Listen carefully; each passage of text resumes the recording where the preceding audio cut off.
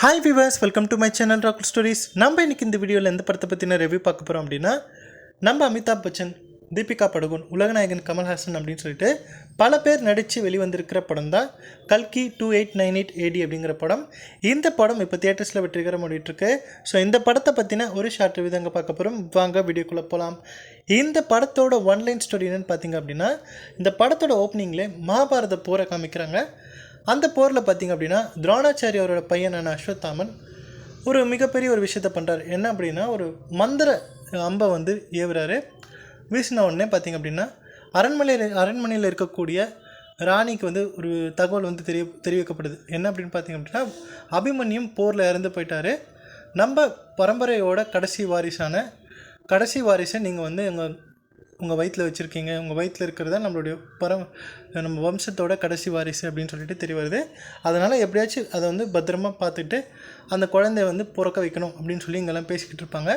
So அப்படி இருக்கும்போது பார்த்திங்க அப்படின்னா, என்னோட ஏதோ ஒரு சத்தம் கேட்குது அப்படின்னு சொல்லிட்டு ராணி வந்து வெளியே வந்து பார்ப்பாங்க. அப்படி பார்க்கும்போது தூரத்துலேருந்து ஒரு மந்திர அம்பு வந்து பார்த்திங்க அப்படின்னா நேராக வந்து அவங்களோட வயிற்றில் வந்து குத்தி கருவில் இருக்கக்கூடிய அந்த சிசுவை வந்து சாகடிச்சிடும்.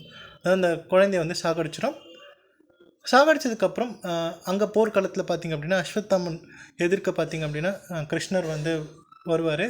ஸோ வந்ததுக்கப்புறம் என்ன பண்ணுவார் அப்படின்னா, நீ என்ன தான் வந்து பண்ணியிருந்தாலும் அஸ்வத்தாமன் சொல்வார், எப்படியாச்சும் பாண்டவர்களை அழிக்கணும் அப்படிங்கிறதுக்காக இந்த மாதிரி ஒரு விஷயத்த பண்ணேன். இதுக்கு நீங்கள் எந்த மாதிரி தண்டனைலாம் கொடுங்க, என் உயிரை கூட எடுக்கணுமா எடுத்துருக்குங்க அப்படிங்கிற மாதிரி அஸ்வத்தாமன் சொல்வார். அதுக்கு கிருஷ்ணர் சொல்வார், பாண்டவர்கள் காலப்போக்கில் வந்து அழிஞ்சு போயிடுவாங்க, அதுதான் அவங்களோட விதி. ஆனால் நீ செஞ்சது ஒரு மிகப்பெரிய பாவம். இன்னும் பிறக்காத சிசு வந்து நீ கொலை பண்ணிட்ட. இதுக்கான தண்டனை உனக்கு வந்து கிடைக்கும், ஒரு மிகப்பெரிய தண்டனை உனக்கு கிடைக்கும் அப்படின்னு சொல்லிட்டு, இதுக்கான தண்டனை மரணம் கிடையாது, எத்தனை யுகம் ஆனாலும் சரி நீ வந்து சாகவே மாட்டேன், உனக்கு மரணம் அப்படிங்கிற ஒரு விஷயமே நடக்காது அப்படின்னு சொல்லிட்டு ஒரு சாபத்தை வந்து நம்ம கிருஷ்ணர் கொடுத்துருவார்.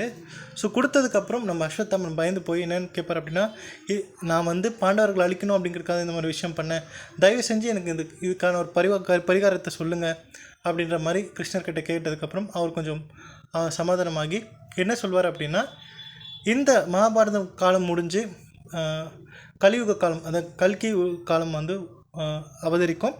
ஸோ அந்த காலகட்டத்தில் பார்த்திங்க அப்படின்னா, மனிதர்கள் வந்து நிறைய பாவங்கள் செய்வாங்க, நிறைய சுயநலமான விஷயங்கள்லாம் பண்ணுவாங்க. ஸோ நிறைய தப்புகள் நடக்கும். அந்த காலகட்டத்தில் நான் வந்து மறுபடியும் அவதரிப்பேன். ஸோ அப்படி அவதரிக்கும் போது என்னுடைய அம்மாவை வந்து நீ வந்து காப்பாற்றணும். ஸோ அப்படி நான் அவதரிக்கிறதுக்கு முன்னாடி என்னை வந்து கருவிலே அழிக்கிறதுக்கு அப்படின்னு சொல்லிட்டு நிறைய விஷயங்கள் வந்து நிறைய வஞ்சகர்கள் வந்து எதிர்த்து நிற்பாங்க. ஸோ அந்த காலகட்டத்தில் நீ எப்படியாச்சும் என்னுடைய அம்மாவுக்கு நீ வந்து சப்போர்ட்டாக இருந்து என்ன அந்த காலகட்டத்தில் சரியாக பிறக்க வச்சுட்ட அப்படின்னா உனக்கான அந்த பாவ விமோச்சனம் அப்படிங்கிற விஷயம் கிடச்சிரும் அப்படின்னு சொல்லிட்டு அஸ்வத்தாமன்கிட்ட சொல்லிடுவார்.